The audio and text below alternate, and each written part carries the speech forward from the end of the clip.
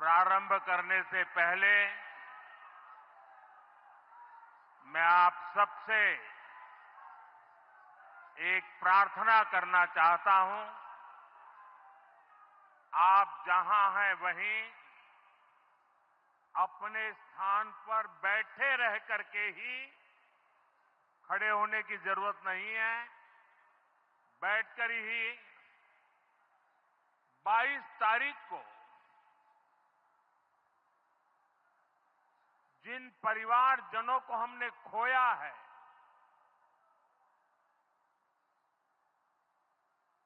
उनको श्रद्धांजलि देने के लिए कुछ पल हम अपने स्थान पर बैठ करके ही मौन रख करके अपने अपने आराध्य देव का स्मरण करते हुए उन सबको श्रद्धांजलि देंगे।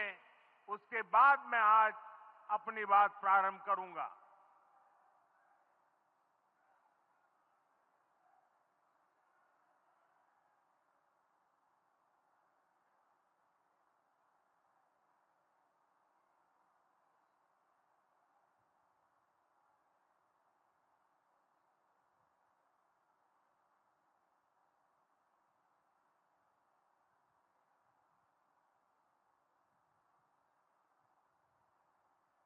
ओम शांति शांति शांति। बिहार के राज्यपाल आरिफ मोहम्मद खान जी,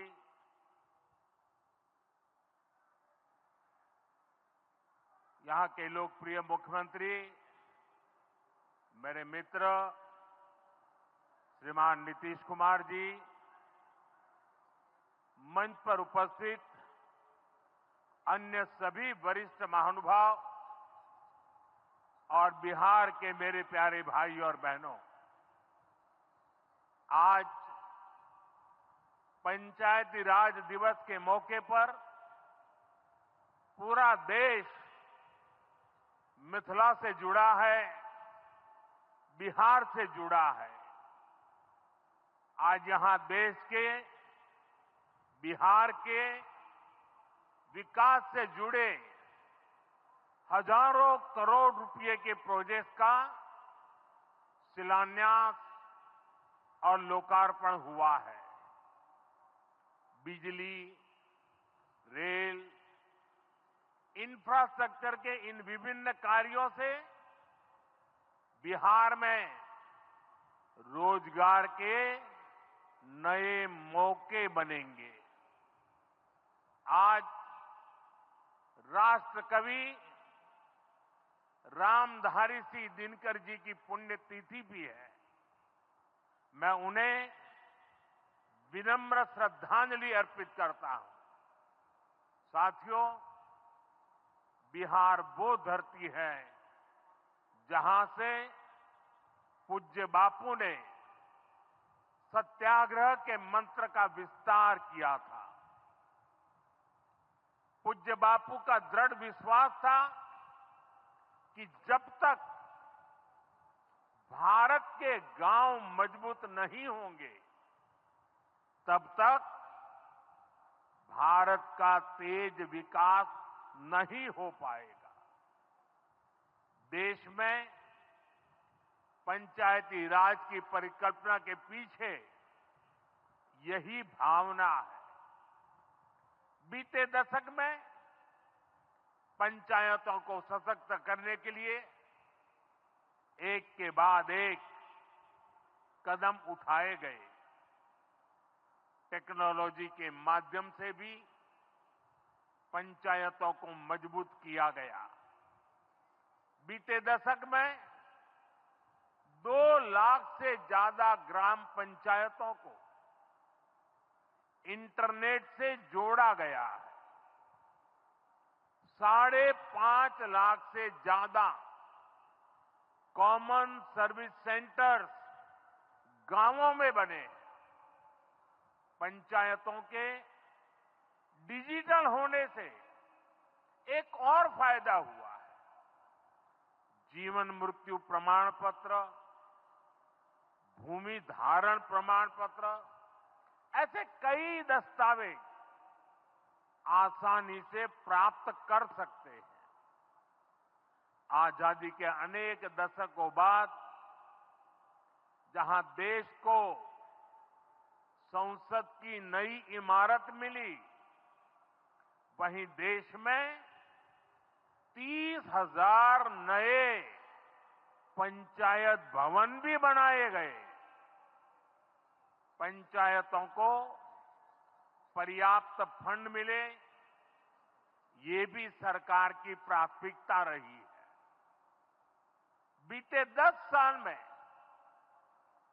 2 लाख करोड़ रुपए से ज्यादा का फंड पंचायतों को मिला है। ये सारा पैसा गांव के विकास में लगा है। साथियों, ग्राम पंचायतों की एक और बड़ी समस्या भूमि विवाद से जुड़ी रही है। कौन सी जमीन आबादी की है, कौन सी खेती की है, पंचायत की जमीन कौन सी है, सरकारी जमीन कौन सी है, और इन सारे विषयों पर अक्सर विवाद रहता था।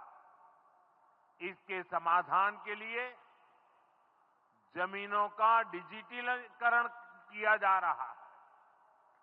जमीनों के रिकॉर्ड का डिजिटलीकरण से अनावश्यक विवादों को सुलझाने में मदद मिली है। साथियों, हमने देखा है कि पंचायतों ने कैसे सामाजिक भागीदारी को सशक्त किया।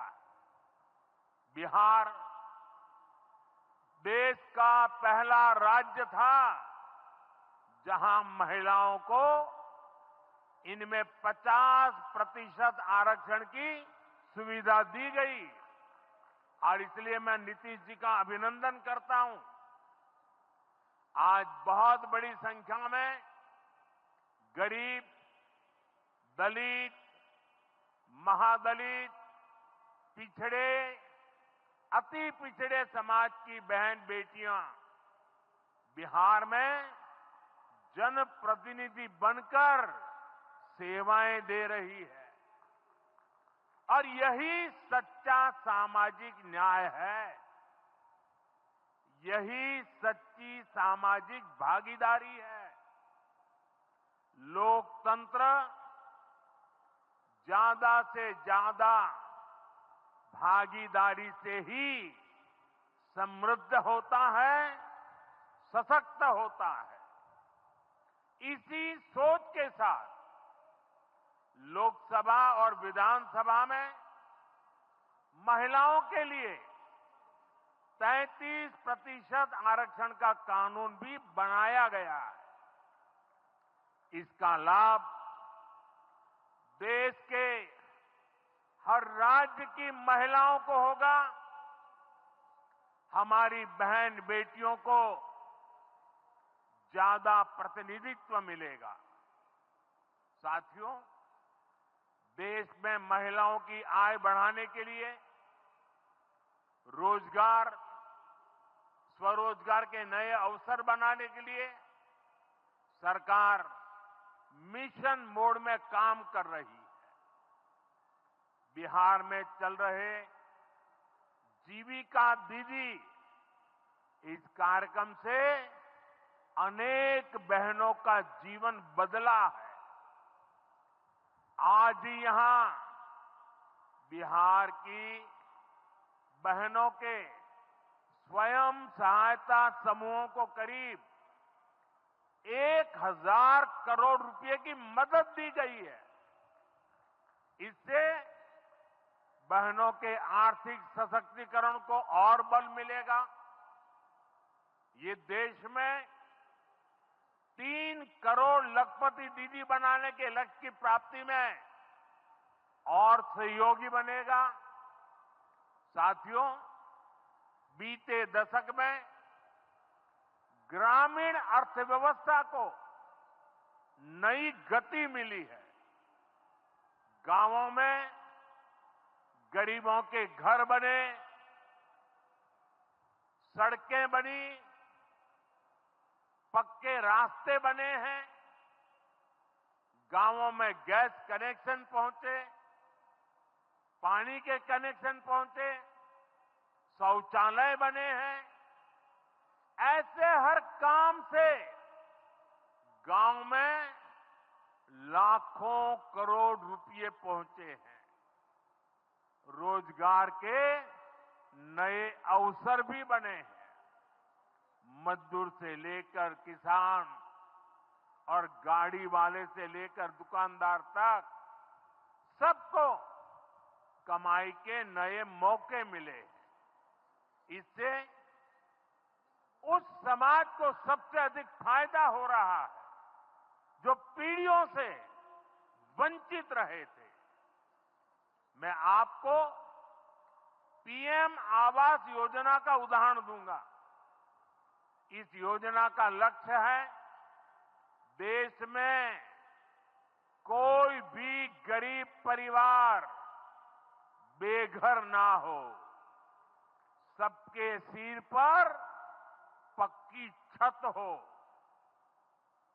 अभी जब इन माताओं बहनों को मैं घर की चाबी दे रहा था, उनके चेहरे पर जो संतोष नजर आ रहा था, उनमें जो नया आत्मविश्वास दिख रहा था, वो वाकई इन गरीबों के लिए काम करने की प्रेरणा का कारण बन जाता है। और इसी लक्ष्य के साथ बीते दशक में 4 करोड़ से अधिक पक्के घर बनवाए गए हैं। बिहार में भी अब तक 57 लाख गरीब परिवारों को पक्के घर मिल चुके हैं। ये घर गरीब, दलित, पिछड़े, अति पिछड़े, पसमानदा परिवार, ऐसे समाज के वंचित परिवारों को मिले हैं। आने वाले सालों में 3 करोड़ और पक्के घर गरीबों को मिलने जा रहे हैं। आज ही बिहार के करीब 1.5 लाख परिवार अपने नए पक्के घर में गृह प्रवेश कर रहे हैं। देश भर के 15 लाख गरीब परिवारों को नए घरों के निर्माण के स्वीकृति पत्र भी दिए गए हैं। इसमें भी 3.5 लाख लाभार्थी ये हमारे बिहार के ही हैं। आज ही करीब 10 लाख गरीब परिवारों को उनके पक्के घर के लिए आर्थिक मदद भेजी गई है। इसमें बिहार के 80,000 ग्रामीण परिवार और 1 लाख शहरी परिवार शामिल है। साथियों, बीता दशक भारत के इंफ्रास्ट्रक्चर का दशक रहा है। ये आधुनिक इंफ्रास्ट्रक्चर विकसित भारत की बुनियाद को मजबूत कर रहा है। देश के 12 करोड़ से अधिक ग्रामीण परिवारों के घरों में पहली बार नल से जल पहुंचा है। 2.5 करोड़ से अधिक घरों में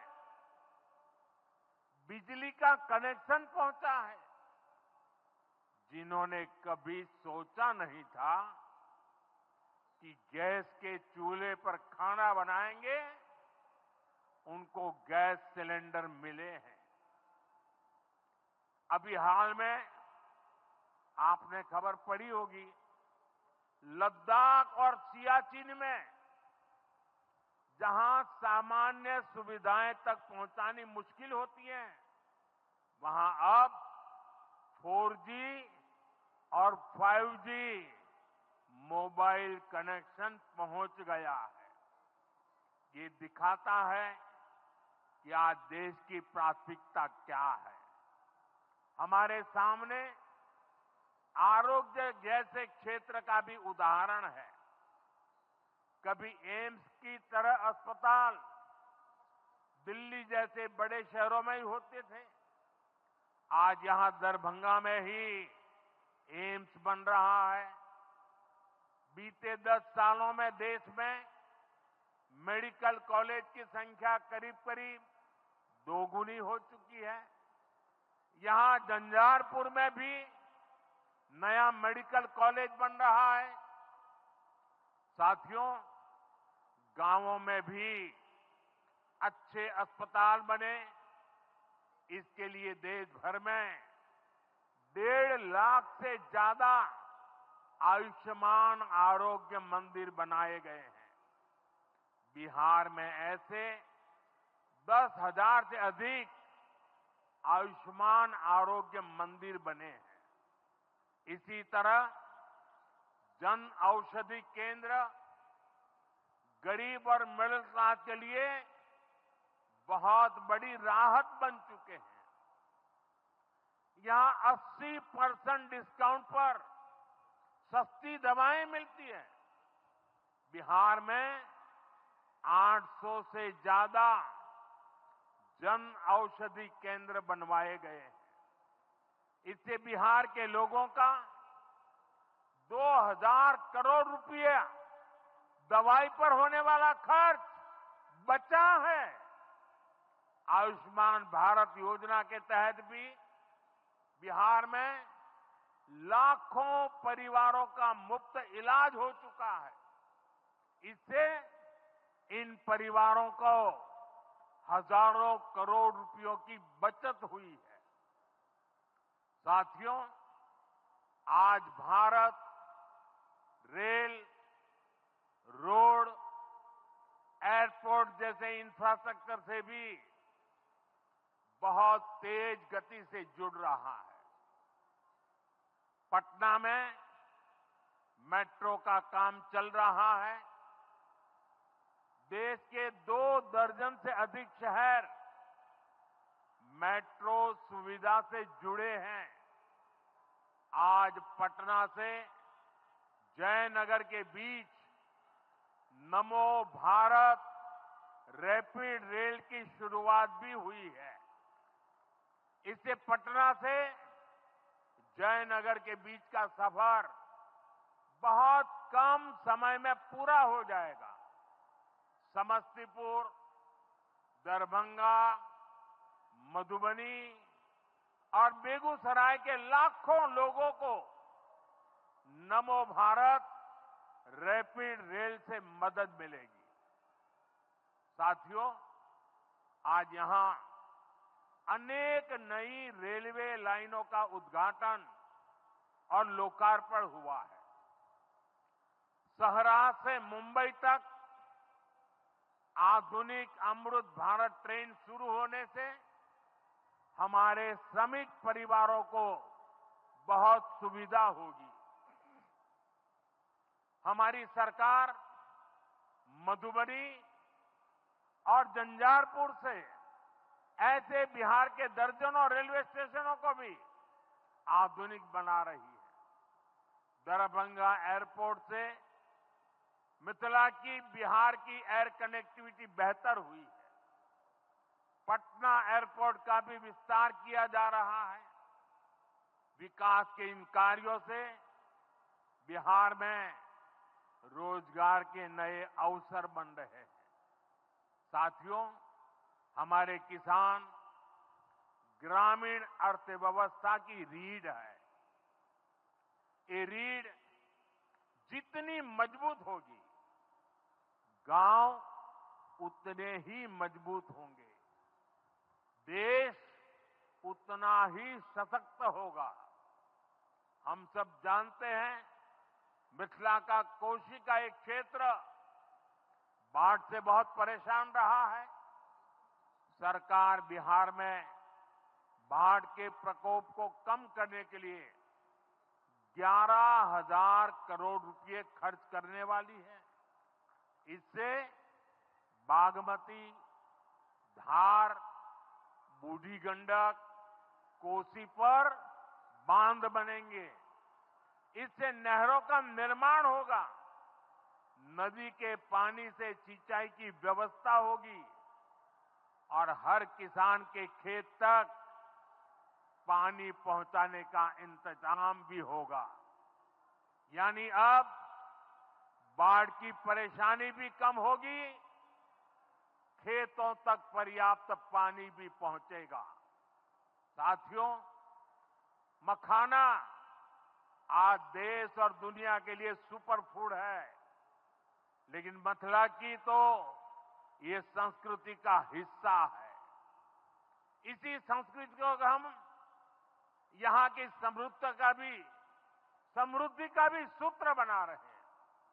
हमने मखाने को जीआई टैग दिया है, यानी मखाना इसी धरती का उत्पाद है। इस पर अब आधिकारिक मोहर लग गई है। मखाना रिसर्च सेंटर को भी नेशनल स्टेटस दिया गया है।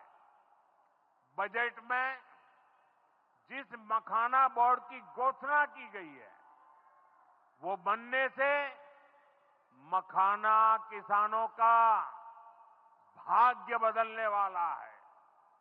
बिहार का मखाना दुनिया भर के बाजारों तक सुपर फूड के रूप में पहुंचेगा।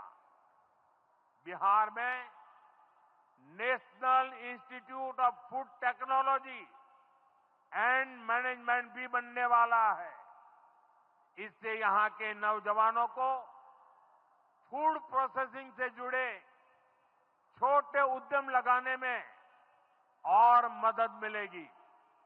साथियों, खेती के साथ साथ मछली उत्पादन में भी बिहार निरंतर आगे बढ़ रहा है।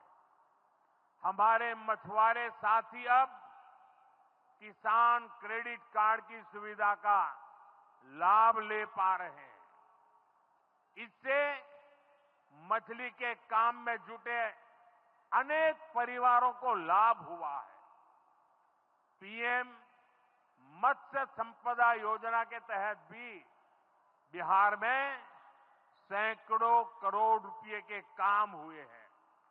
साथियों,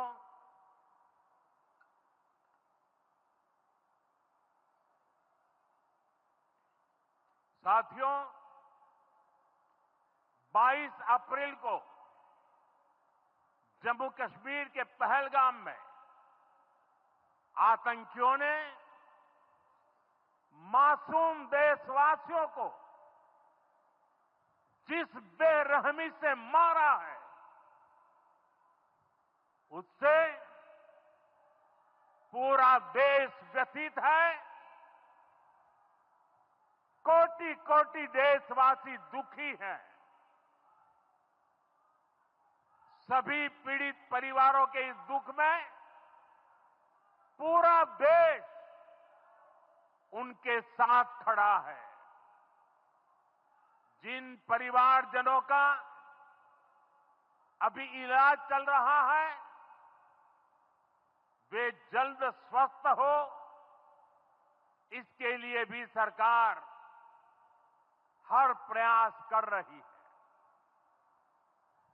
साथियों, इस आतंकी हमले में किसी ने अपना बेटा खोया,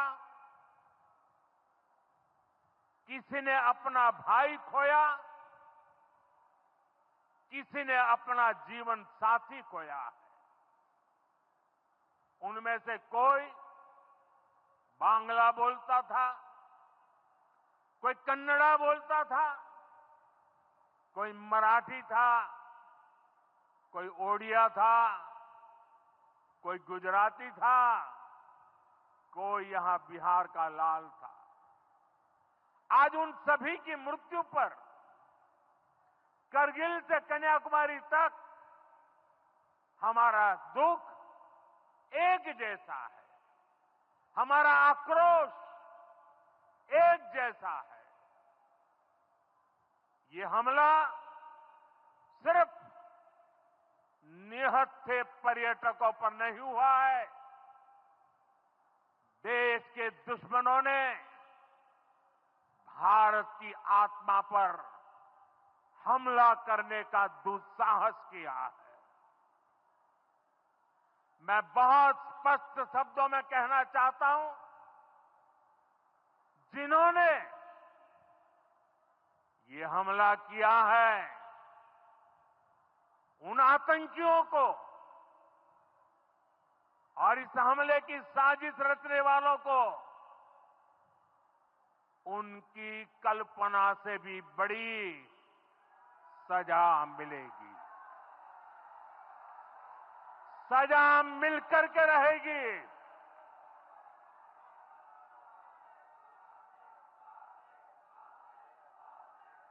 अब आतंकियों की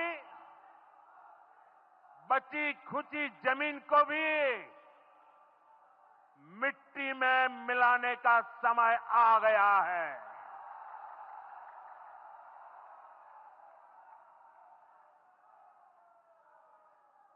एक सौ चालीस करोड़ भारतीयों की इच्छा शक्ति अब आतंकी आकाओं की कमर तोड़ कर रहेगी।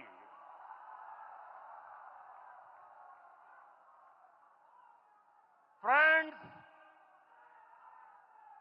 Today from the soil of Bihar, I say to the whole world,